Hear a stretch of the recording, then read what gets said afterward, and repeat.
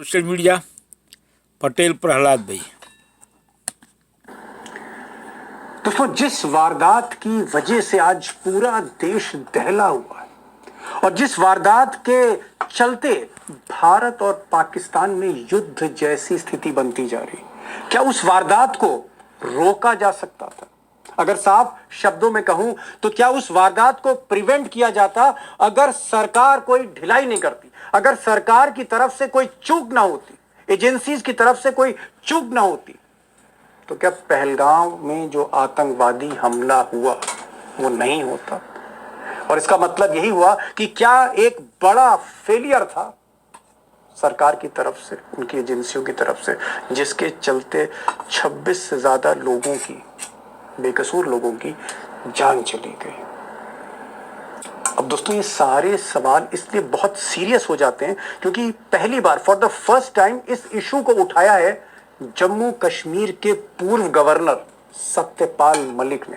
जी हां, वही सत्यपाल जिनके दस्तखत से, जिनके सिग्नेचर से धारा 370 लागू हुई थी। वही सत्यपाल मलिक जिनके हाथ में जम्मू कश्मीर की बागडोर थी और उन्होंने कानून व्यवस्था को नए सिरे से दुरुस्त किया था घाटी में।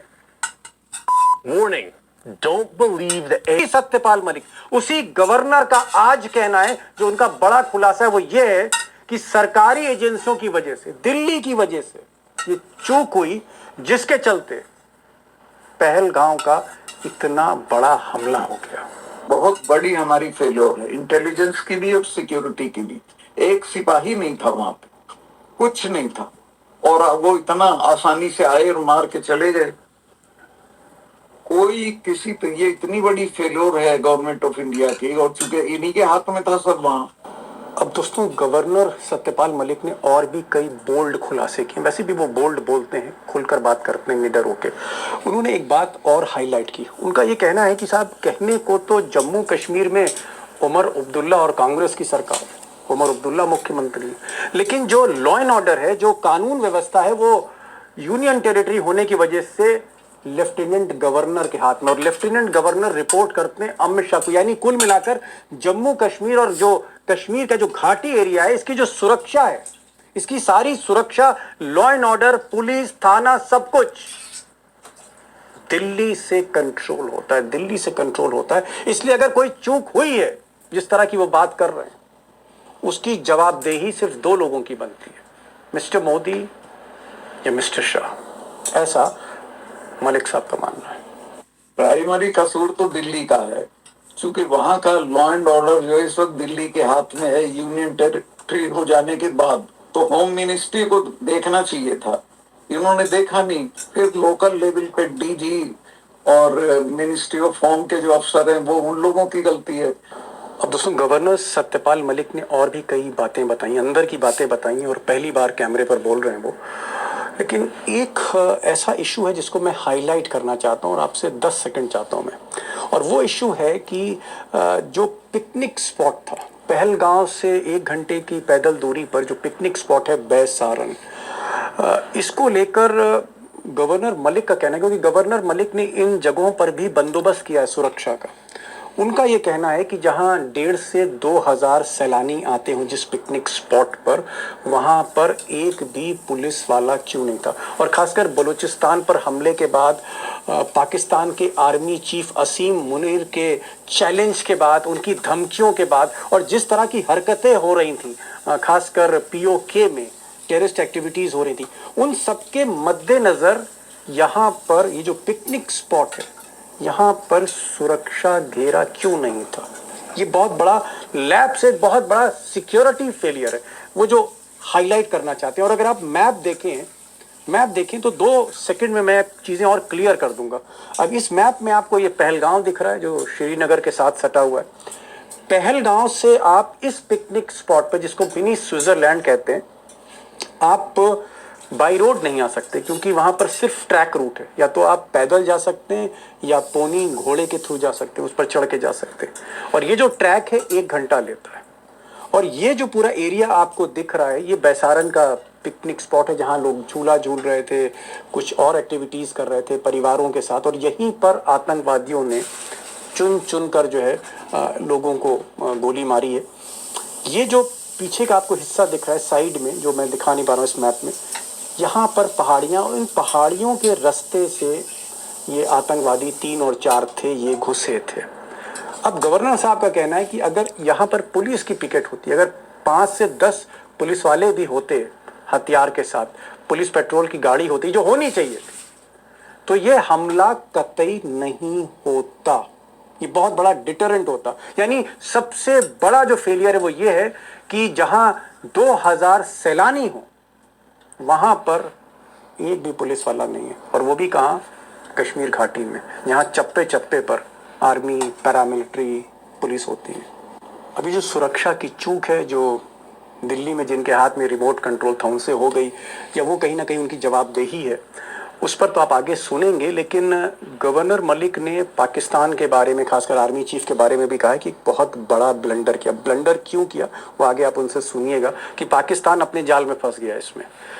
और एक और बात उन्होंने कही, उन्होंने कहा कि जो टारगेट था हिंदू मुस्लिम हो सकता है करना, पाकिस्तान की एजेंसियां चाहती होंगी, लेकिन जो बड़ा टारगेट था वो था कि कश्मीरियों की जो आर्थिक रीढ़ है उसको तोड़ा जाए। और इसीलिए पूरी टूरिज्म की जो इंडस्ट्री है, जिससे 60-70% कश्मीरी लोगों का आप कह सकते हैं रोजी रोटी चलती है, उसी को ध्वस्त किया गया है। और काफ़ी असर भी है, उस पर भी वो बताएंगे, कश्मीरियत पर भी बोलेंगे। और ये भी वो बताने जा रहे हैं इस अपने खुलासों में कि कश्मीरी जो है किस तरह से उसने वहाँ पर जान बचाई। वो भी एक आपको रिपोर्ट मिलेगी कि जो घोड़े वाले थे, पोनी वाले थे, या जो और बाकी वहाँ पर आप कह सकते हैं मजदूर थे, अगर वो आगे ना आते तो ये जो 26-27 का फिगर है ये 100 के ऊपर जा सकता था। वो भी बताएंगे। लेकिन 2 भागों में इंटरव्यू है। शुरू में आप देखेंगे कश्मीरियत पे बात हो रही है और बाकी मसलों पे बात हो रही है। चूक की जो बात हो रही है, दिल्ली दरबार की जो बात हो रही है, मोदी और शाह के बारे में बात हो रही, वो आगे हो रही। तो धैर्य से इस इंटरव्यू में गवर्नर साहब की एक एक बात सुनिए। आज के दौर में बहुत निडर बोलते हैं, निर्भीक बोलते हैं, क्योंकि जम्मू कश्मीर के गवर्नर रहे हैं, धारा 370 लगाई है, और बरसों बरस से कश्मीर के एक्सपर्ट माने जाते हैं। एक एक बात गौर से सुनिएगा, उनकी पिक्चर क्लियर होगी। तो मेरा सवाल यह है कि पाकिस्तान ने इस बार जिस तरह से टूरिस्ट को टारगेट किया, वो टूरिस्ट जो आप कह सकते हैं लाइफ लाइन है रोजी रोटी के जम्मू कश्मीर के लोगों के लिए, क्या आपको लगता है कि ये एक बहुत बड़ी गलती जो है पाकिस्तान अनजाने में कर गया? पाकिस्तान ने अपना बहुत नुकसान किया है, कश्मीर का किया है, और कश्मीरी लोगों को अपने खिलाफ कर लिया है। कश्मीर में इस वक्त बहुत गुस्सा है। कश्मीर के हर शहर में कैंडल लाइट जुलूस निकले हैं और उनको ये लगा कि हमें बर्बाद कर देंगे। इस बार इतना टूरिस्ट जा रहा था, अब सब होटल खाली, सब वापस आ रहे, सब फ्लाइट्स खाली हैं, तो इतना नुकसान हो जाएगा। और यही सीजन होता, पूरे साल का खर्चा उसी से चलता है उनका। तो एक तरह से उसने सोच वो रहा कि मैंने हिंदुस्तान पे अटैक किया, पर सही बात यह है कि उसने नुकसान कश्मीर का कर दिया, और कश्मीरी उसको कभी माफ नहीं करेंगे इस चीज के लिए। जिस वक्त आप गवर्नर थे, और उस वक्त तो गवर्नर रूल था, कोई मुख्यमंत्री नहीं था, आप ही जो है, आपके हाथ में ही पूरे जम्मू कश्मीर की बागडोर थी। अब मैं आपसे पूछना चाह रहा हूं कि ये जो आपको दिखता है कि जिस तरह से एक कोशिश हो रही है कि कश्मीरियों को ये कहना कि साथ ये कम्युनल हैं और ये काफी हिंदू मुस्लिम जो है कर रहे हैं, और कहीं ना कहीं इस घटना में लोकल लेवल पे भी इनका जो है समर्थन, क्या आपको लगता है ये बातें दुष्प्रचार हो रही हैं? और कश्मीरी जो है, चाहे वो जो घोड़े वाला है या खच्चर वाला है या जिसके छोटे छोटे रेस्टोरेंट है, घोड़े वाले ने तो अपनी कुर्बानी दे दी जी, एक खच्चर वाले ने अपनी जान की बाजी लगा के गन छीनने की कोशिश की और उसे मार दिया। उसने कुर्बानी दे दी, लोकल है, मुस्लिम है, तो ये गलत है। मैं जब वहां था और 370 हटी थी उस वक्त हमारे दस्तखत से, तो दिल्ली में इतना पैनिक था रात को कि पता नहीं, चूंकि महबूबा कहती थी कि खून की नदियां बह जाएंगी, कोई कुछ कहता था, कोई कुछ कहता था, लेकिन मैंने वहां जो साइक थी कश्मीरियों की उसको हमवार कर रखा था, और उसमें एक सेंस ऑफ फैटिग डाल दी थी कि लड़ने से, वायलेंस से कुछ नहीं मिलेगा, आपसदारी से आपको सारी दुनिया मिल जाएगी। तो 370 हटा, एक चिड़िया नहीं बोली। गवर्नर साहब, मैं एक चीज जानना चाह रहा था, क्योंकि आप मतलब चाहे श्रीनगर हो, चाहे फिर लद्दाख का एरिया हो, चाहे कारगिल हो, पहलगाम हो, आप पूरे कश्मीर को समझते हैं, कश्मीरियत को समझते हैं। आपको क्या लगता है कि जितनी भी आग लगाई है पाकिस्तान की आग लगाई हुई है? कश्मीरियों का कैरेक्टर बिल्कुल अलग है। सारा खेल अब तक पाकिस्तान ने खेला है। पाकिस्तान खेलता रहा है, लेकिन इस बार पाकिस्तान एक्सपोज हो गया कश्मीरियों की निगाह में। कश्मीरियों ने कहा कि भाई it's not a friendly act, ये एक्ट तो हमारे खिलाफ जाएगा, हमारा नुकसान करने के लिए किया है। पाकिस्तान अपना तो सब कबाड़ा किए हुए इकोनॉमी का और सब गधे खच्चर बेच के गुजारा कर रहा है। कश्मीर में जो टूरिज्म का बिजनेस था उसको और उन्होंने खत्म कर दिया। क्योंकि आप कश्मीर की इकॉनमी भी जानते हैं और आप ही के दस्तखत से बजट जारी होता था, आप ही के दस्तखत से धारा 370 भी लगी, आपके ही दस्तखत से सारे एडमिनिस्ट्रेटिव डिसीजंस लिए गए कई बरसों तक। मैं ये जानना चाह रहा हूँ कि क्या जो कश्मीर की इकॉनमी है 60-70% लोग Attention investors. उनकी रोजी रोटी टूरिज्म है, चाहे वो शिकारा हो, चाहे वो छोटे होटल हों, बड़े होटल हों, चाहे वो टैक्सी वाले हों, चाहे पोनी वाले हों, चाहे रेस्टोरेंट हैं। क्या पूरी जो इकोनॉमी है उसका बड़ा हिस्सा टूरिज्म से चलता है और अब उस पर बहुत गहरी चोट लग गई है? बहुत नुकसान हो गया। ये पूरे साल की उनकी इकोनॉमी इन्हीं 3-4 महीने के टूरिज्म से होती है। भाई वहां कोई बड़ी खेती नहीं है, सेब का थोड़ा बहुत कारोबार है उससे, लेकिन गुजारा नहीं होता। टूरिज्म से चलता था और टूरिज्म ही उनकी बैकबोन है। उसको इन्होंने इतना आहत कर दिया है फॉर ईयर्स टुगेदर। अब कश्मीर को नॉर्मल बताने में बरसों लगेंगे। अगर हम कहेंगे भाई कश्मीर में कुछ नहीं है, कोई खतरा नहीं है, जाओ, तो लोग कहेंगे कैसे जाएंगे, वहां तो मार दिए टूरिस्ट। अब तक का जो वहां ट्रेंड था, टूरिस्ट को कोई नहीं छेड़ता था। सरकारी कर्मचारियों को छेड़ते थे या नेताओं को छेड़ते थे, टूरिस्ट को तो कहते थे हमारे भगवान है ये। और इस बार उनके ऊपर हमला करके पाकिस्तान ने बेवकूफी कर दी, ब्लंडर कर दिया आप कह रहे हैं पाकिस्तान। एक चीज और मैं जानना चाह रहा था, आपको लगता है कि अगर थोड़ा सा बंदोबस्त ठीक होता, क्योंकि जो पहलगांव का जो एरिया है और जहां पर ये जो जिसे मिनी स्विट्जरलैंड कहते हैं, जहां पर ये घटना हुई, करीबन 2000 सैलानी थे, क्या एहतियातन वहां पुलिस होनी चाहिए थी, आर्मी होनी चाहिए थी? बहुत बहुत बड़ी हमारी फेलियर है, इंटेलिजेंस की भी और सिक्योरिटी की भी। एक सिपाही नहीं था वहां पर, कुछ नहीं था, और वो इतना आसानी से आए और मार के चले गए। कोई किसी ये इतनी बड़ी फेलियर है गवर्नमेंट ऑफ इंडिया की, और चूंकि इन्हीं के हाथ में था सब वहां। कश्मीर में तो कोई सरकार है नहीं उस तरह से, और उमर के हाथ में पुलिस नहीं है। पुलिस तो चूंकि यूनियन टेरिटरी है, तो पुलिस तो सेंटर के हाथ में है, तो किसी किस्म की सिक्योरिटी वहां नहीं थी। सब खुला खेल था, किसी को कोई आके मार लो। और एक डिटरेंट होता है, अगर 2 वर्दी वाले खड़े कर दिए जाए तो वो जी, जिस वक्त आप गवर्नर थे तो बड़ा सेंसिटिव वो समय था। आपके अंडर में ही पुलिस थी, डीजीपी थे, आपके अंडर में ही चीफ सेक्रेटरी था, आपके अंडर में ही सारा एडमिनिस्ट्रेशन और मिलिट्री और आर्मी भी आप ही के हुक्म से चलती थी। उस वक्त आप क्या करते थे? जहां मतलब सैलानी जाते हैं या 50 लोगों का मजमा है, 100 लोगों का मजमा है, आपके इंस्ट्रक्शंस क्या रहते थे कि वहां पर सिक्योरिटी होनी चाहिए? मतलब किस तरह का आपका एक नजरिया था? देखिए, वहां जो एडमिनिस्ट्रेशन था, मैं आपको बताऊं, वो बड़े सेंसिटिव थे, चाहे पुलिस के लोग हों या होम सेक्रेटरी वगैरह हों, और वो जानते थे अपने वहां के धरातल को, और उसी हिसाब से वो इंतजाम रखते थे। बल्कि मेरा एक इंटरव्यू करना था किसी को, मैं नाम नहीं लूंगा, जर्नलिस्ट को। उसने कहा कि साहब अगर आप डल लेक पे बिना सिक्योरिटी के हमें इंटरव्यू दे दें तो बड़ी चीज हो जाएगी। अब लोग समझते थे बड़ा खतरा। मैंने कहा मैं चलता हूँ, और मैंने उनको 45 मिनट का एक इंटरव्यू डल लेक पे टहलते हुए दिया। तो इतना वहां कुछ नहीं था कि ये आज भी नहीं है। ये हमारी नाअहलियत है, हमने शो कर दिया, क्योंकि उन्होंने रेकी तो की थी। रेकी में उन्होंने देखा कि यहाँ सिक्योरिटी होती नहीं है, अटैक करो।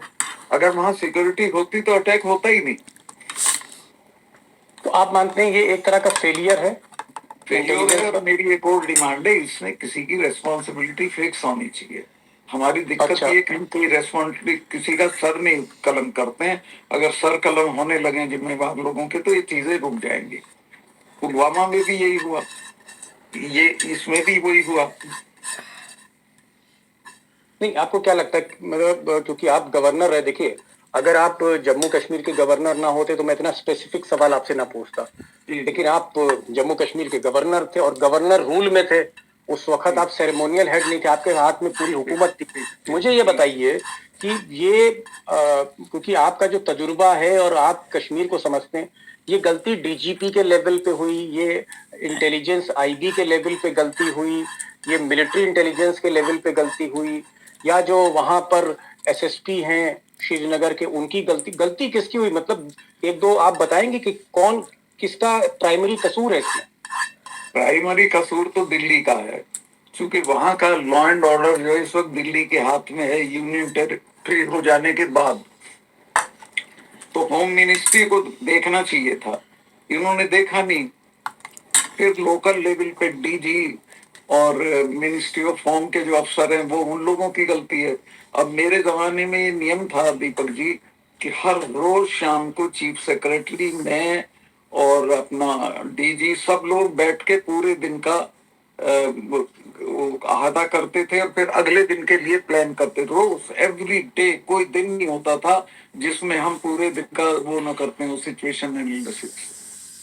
If you own a list तो आपको लगता है कि जहां 2000 सैलानी हैं और पाकिस्तान में जो वहां के आर्मी चीफ हैं असीम मुनीर बार बार चैलेंज कर रहे हैं, वहां पर आतंकवादी संगठन बार बार चैलेंज कर रहे हैं, ऐसे समय पे वहां पहलगांव में कम से कम अगर 100-150 हथियारबंद हमारी आर्मी होती तो हिम्मत ना कर पाते आतंकवादी? 150 नहीं, अगर 10 भी होते हथियारबंद तो ये घटना नहीं होती। वहां कुछ था ही नहीं, वो तो पूरा खुला मैदान, आपने देखा होगा, विजुअल्स आए हैं, कुछ नहीं था, कहीं कोई नहीं था। तो क्या आपको लगता है कि वहां पर पुलिस की बंदोबस्त होना चाहिए था, असेसमेंट होना चाहिए था और पूरी तरह से इंटेलिजेंस फेल हुई है? क्योंकि वो बहुत इंपॉर्टेंट टूरिस्ट स्पॉट है और वहां कई हजार आदमी रोज जाता है, तो वहां तो पुलिस की पिकेट होनी चाहिए थी, वहां कुछ था ही नहीं। जी, एक चीज और मैं जानना चाहूंगा, अब इस वक्त आपको क्या लगता है कि अब क्योंकि पाकिस्तान पूरी तरह से इसमें एक्सपोज हो गया है, पाकिस्तान के आतंकवादी वहां पर हैं, आधुनिक हथियार इस्तेमाल कर रहे हैं, अमेरिकी राइफल का इस्तेमाल हो रहा है, हाईली ट्रेंड है। जी हाँ, और अमेरिकन और सबसे बड़ी चीज है कि जिस तरह से वो इन्फिल्ट्रेट करके आ रहे हैं। अभी मैं किसी से बात कर रहा था वहां के रिपोर्टर से, उन्होंने कहा कि कम से कम 100 से 125 हाईली ट्रेंड आतंकवादी हैं।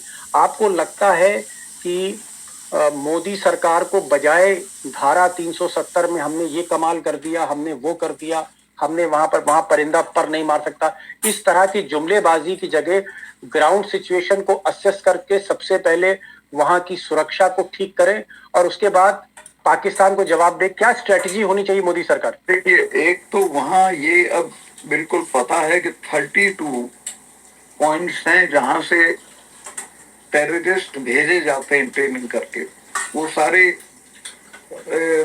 पीओके में हैं। पीओके में 32 पॉइंट्स हैं जहां से टेररिस्ट घुसाए जाते हैं और रोज ट्राई करते हैं वो। तो एक तो पहले उनको अटैक करना चाहिए, डिस्ट्रॉय कर देना चाहिए, और फिर आगे भी ये रहे कि अब ये इस तरह का नहीं कर सकते हैं, जिनको उसको कुछ बोलते हैं, मैं नहीं कह नहीं सकता क्या कहते हैं जी, जहां से उनको घुसाते हैं, लॉन्चिंग पैड। तो जो लॉन्चिंग पैड है 32 माने है सरकार ने कि 32 है, और 32 को इतनी बड़ी नंबर नहीं है, 32 को तो एक दिन में डिस्ट्रॉय कर सकते हो आप, जाके हैवी बमबारी कर दे उन पे, खत्म हो जाएंगे। क्या आपको लगता है कि सर्जिकल स्ट्राइक, एक बड़ी सर्जिकल स्ट्राइक, इनके सारे कैंप्स को, जो लश्कर के या जैश के जो वहाँ टेररिस्ट कैंप चल रहे हैं जहाँ पर आर्मी ट्रेनिंग देती है, उसको मोदी सरकार को डिस्ट्रॉय करना चाहिए, बड़ी सर्जिकल स्ट्राइक करनी चाहिए? एकदम, चाहे पूरा वॉर हो जाए फुल फ्लेजेड, लेकिन इनको पीओके में तो आपका अधिकार है अंदर जाने का, सारी दुनिया का आज आपको सपोर्ट मिल रहा है, सबकी सिंपैथी आपके साथ है, तो घुस के वो जगह है कोई रावल कुछ करके, जो दो तीन रावलकोट, जी रावलकोट, उन पे अटैक मुजफ्फराबाद करना चाहिए। हाँ, और ऐसा नहीं कि आप अटैक करो उससे पहले वो खाली कर दे, आपकी इंटेलिजेंस प्रॉपर हो, मार दे 1000-2000 आदमी, तो हिम्मत नहीं करेंगे फिर ये। क्या आपको लगता है कि पाकिस्तान ने जिस तरह से वहां पर ये बात आई कि साहब हिंदुओं को चुना गया और फिर मारा गया, क्या आपको लगता है कि पाकिस्तान एक हिंदू मुस्लिम दंगे की भी जो है एक साजिश कर रहा था, और साथ में देखिए आप कश्मीरियों की पाकिस्तान रीढ़ भी के कर रहा था? आर्मी चीफ का जो स्टेटमेंट है 2 दिन पहले का, उसमें उसने कहा कि हम we are two nation, Hindu से हमारा कोई रिश्ता नहीं हो सकता है, कोई मित्रता नहीं हो सकती है, हमारा और हिंदू का कुछ कॉमन नहीं। ये स्पीच कर रहा है आर्मी का चीफ। तो आप अंदाज लगा सकते हैं क्या मानसिकता है उनकी। तो उनका एक ही इलाज है कि एक बार सख्ती के साथ आप चाहे जो हो ठुकाई कर दो, ठीक हो जाएंगे। पाकिस्तान कोई ऐसी चीज नहीं है जो आप। तो क्या आप ये मानते हैं कि कश्मीर का जो एक बड़ा हिस्सा है आबादी का, खासकर घाटी में जो वहाँ के मुस्लिम्स हैं, वो उतने फेनेटिक नहीं हैं और वो अभी भी जिस तरह से उन्होंने प्रोटेस्ट किया, पहली बार कश्मीर कहीं ना कहीं भारत के सुर में सुर मिलाता हुआ दिख रहा है? आपको ऐसा लगता है? देखिए, कश्मीरियों को ये लगा कि तो हमारे पेट पे लात मारी, हमारा नुकसान हुआ है। उनकी समझ में आ गया कि भाई पाकिस्तान तो हमें बर्बाद कर रहा है। और कश्मीरियों का बहुत, मैं तो वहां रहा हूँ 370 जब हटी, यहाँ दिल्ली में बड़ा शोर था कि साथ खून की नदियां बह जाएंगी, ये हो जाएगा। और यहाँ मेरे से पूछा गया कि हम फोर्सेस भेजेंगे, मगर कुछ मत भेजो, यहाँ कुछ नहीं होगा, बस मुझे ये इजाजत दे दो कि मैं इनको बंद कर दूं 2 दिन के लिए, महबूबा को और उमर को। कुछ भी नहीं हुआ वहां, चिड़िया नहीं बोली। वहाँ के लोगों को आप कैसा बताएंगे, जो खासकर जो टूरिज्म से जुड़े हैं? जी, टूरिज्म से जुड़े लोग तो आपने एक तो वही देखा जो वो जिसने अपनी शहादत दी है, आदिल के, उसने हुसैन जी, हाँ, आदिल हुसैन। और मेरी पूरी उस परिवार के लिए सिंपैथीज हैं। I bow my head to that boy. उन लोगों का जनरल जनरल परसेप्शन ये है कि हमारा भविष्य भारत के साथ है। उनमें अलगाववाद की कोई फीलिंग नहीं है उस तरह की। कोई फ्रिंज एलिमेंट हो तो अलग बात है, लेकिन जनरल कश्मीरी आपसे अलग नहीं है। अलग नहीं है, आपको ऐसा लगता है? जी। एक आखिरी सवाल, क्या आपको लगता है कि अपोजिशन जिस तरह से अभी राजनीति नहीं करनी चाहिए, भी अपोजिशन को और मोदी को, अमित शाह को, राहुल गांधी को, समाजवादी पार्टी को, ममता बनर्जी, नहीं पूरी संसद को एक साथ अभी पाकिस्तान से मुकाबला करना चाहिए या हमें आपस में लड़ना चाहिए? इस वक्त मुल्क की क्या स्ट्रेटजी होनी चाहिए? नहीं, इस वक्त सारी पार्टियां प्रधानमंत्री के साथ हैं और इनको कोई बहाना नहीं है, सारी पार्टियां उनके साथ हैं। किसी ने, देखिए इंक्लूडिंग राहुल, अपना ट्रिप कैंसिल करके चले आए क्योंकि उनको ये अंदाज है कि ये सीरियस मामला है। सब लोग उनके साथ हैं और वो कोई भी एक्शन लेंगे, सारी पार्टियां उनको सपोर्ट करेंगे, लेकिन एक्ट तो करें वो। एक्शन होना चाहिए। मलिक साहब कह रहे हैं कि एक्शन होना चाहिए। मैं दीपक जी आपको कह रहा हूँ कि अगर एक्ट नहीं किया तो ये सरकार कंडेम हो जाएगी लोगों की निगाहों में। क्योंकि लोगों का जो इस वक्त टेम्पर है, जो मुझे तो दिन में लोग मिलते हैं 150, इस वक्त बहुत फ्यूरियस हैं, बहुत गुस्से में हैं। लेकिन मलिक साहब ये बताइए कि अगर आप कह रहे हैं कि एक्शन होना चाहिए, सर्जिकल स्ट्राइक होनी चाहिए, और अगर जंग हो गई तब? नहीं, जंग हो जाए, किसी मुल्क को जंग से डरना नहीं चाहिए। आपको, you are super power Deepak ji, Pakistan आपके सामने कुछ नहीं है, और जब आप ठुकाई करेंगे तो वो हाथ जोड़ता मिलेगा। चाइना तो इंटरफियर नहीं करेगा तब? चाइना बिल्कुल नहीं। चाइना किसी के झगड़े में नहीं पड़ता और आपसे आजकल उसके रिश्ते अच्छे हैं। वो क्यों करेगा? उस पर क्या बहाना है? और सारी दुनिया की ओपिनियन इस वक्त आपके साथ है। ये थे सत्यपाल जी, सत्यपाल मलिक हैं, बोले सारी दुनिया आपके साथ है। और जहां तक मोदी का सवाल है, तो मोदी को अभी प्रेशराइज ना करो, क्योंकि चाहे राहुल गांधी अपनी ट्रिप छोड़ के चले आए, उधर चाहे समाजवादी पार्टी हो, तृणमूल कांग्रेस हो, डीएमके हो, या शिवसेना हो, या फिर शरद पवार की पार्टी हो, या फिर बाकी जो है इंडिया अलायंस की पार्टियां, सब की सब इस वक्त पूरा विपक्ष, मलिक साहब कह रहे हैं कि वो सरकार के साथ है। इस वक्त ना कोई विपक्ष है, ना ही कोई सरकार है। पूरे मुल्क को, सारे आवाम को, हिंदू मुस्लिम, यहाँ तक कि कश्मीरी भी जो हैं, जो जिनको हम कहते हैं कि थोड़े थोड़े अलग थलग हैं, वो भी अब हमारे साथ हैं, मुख्य धारा से पूरी तरह से जुड़े हुए हैं। क्योंकि पाकिस्तान ने कहीं ना कहीं उनकी रीढ़ पर हमला कर दिया, उनकी रोजी रोटी छीन दी है, टूरिज्म की इंडस्ट्री को ध्वस्त करने की कोशिश हुई है। ये मौका है सिर्फ और सिर्फ मोदी के लिए कि वो एक्शन लें, और अगर मोदी एक्शन नहीं लेते हैं तो मलिक साहब कह रहे हैं कि बीजेपी को इससे बड़ा फिर नुकसान नहीं होगा। तो सवाल देश का है, इस वक्त एक्शन होना चाहिए, क्योंकि ये जो घटना है कहीं ना कहीं बहुत बड़ी खतरे की घंटी। मलिक साहब कुछ और कहना चाहेंगे आप, कि आपको क्या लगता है? कहना चाहता हूं कि भारत के स्वाभिमान को चुनौती दी गई है, और अगर इसका हम नहीं रिएक्ट करेंगे तो हम लोगों की निगाह में खराब हो जाएंगे। इसमें सख्ती के साथ देश आपके साथ है, दुनिया आपके साथ है, सब देशों ने आपको समर्थन दिया, सबको पता है आपकी गलती नहीं है। तो ऐसा तो it's rare occasion for you to act. जी, तो ये मलिक साहब थे। एक दो पॉइंट इन्होंने और कहे। इन्होंने कहा कि एक तो एक्शन होना चाहिए, दूसरा इन्होंने कहा कि गलती हुई है, चूक हुई है, और जब ये गवर्नर थे ये हमेशा ख्याल रखते थे, रोज शाम को मीटिंग करते थे, वहाँ के डीजीपी के साथ, चीफ सेक्रेटरी के साथ, आर्मी चीफ के साथ इनकी मीटिंग होती थी, और मीटिंग में ये रोज स्ट्रेटजी बनाते थे। लेकिन इनको ऐसा लगता है कि एक ढिलाई हुई है, चूक हुई है। पहलगांव जहां 2000 सैलानी थे, पर्यटक थे, वहां एक भी पुलिस वाला नहीं था। और मलिक साहब डंके की चोट पे कह रहे हैं कि अगर 10 हथियारबंद आर्मी वाले या पुलिस वाले वहां पर तैनात होते तो घटना ही ना होती। तो जो चूक हुई है, जो गलती हुई है, वो ये मानते हैं, और इनका मानना है कि अकाउंटेबिलिटी फिक्स होनी चाहिए, जवाबदेही होनी चाहिए, चाहे वो डीजीपी हो, चाहे वो दिल्ली के होम सेक्रेटरी हो, कोई भी हो, जिसकी गलती है उसको पनिशमेंट मिलना चाहिए, कि इस तरह की घटना ना हो, बेकसूर लोग मारे ना जाएं, और मुल्क में जिस तरह की बेचैनी वो ना हो। एक तो ये कह रहे हैं, और दूसरा ये कह रहे हैं कि सारी की सारी अपोजिशन पार्टी इस वक्त मोदी और अमित शाह के साथ है, और इस वक्त मोदी के पास ये मौका है कि वो हिम्मत दिखाएं और असली सर्जिकल स्ट्राइक करें। जो 30-32 लॉन्चिंग पैड है जहां से आतंकवादी एलओसी पार करके भारत की सीमा में आते, उसको डिसमेंटल और डिस्ट्रॉय और ध्वस्त किया जाए। ये मलिक साहब कह रहे हैं। मलिक साहब बहुत बहुत शुक्रिया, आप आए इस प्रोग्राम में। Thank you so much sir for joining this programme.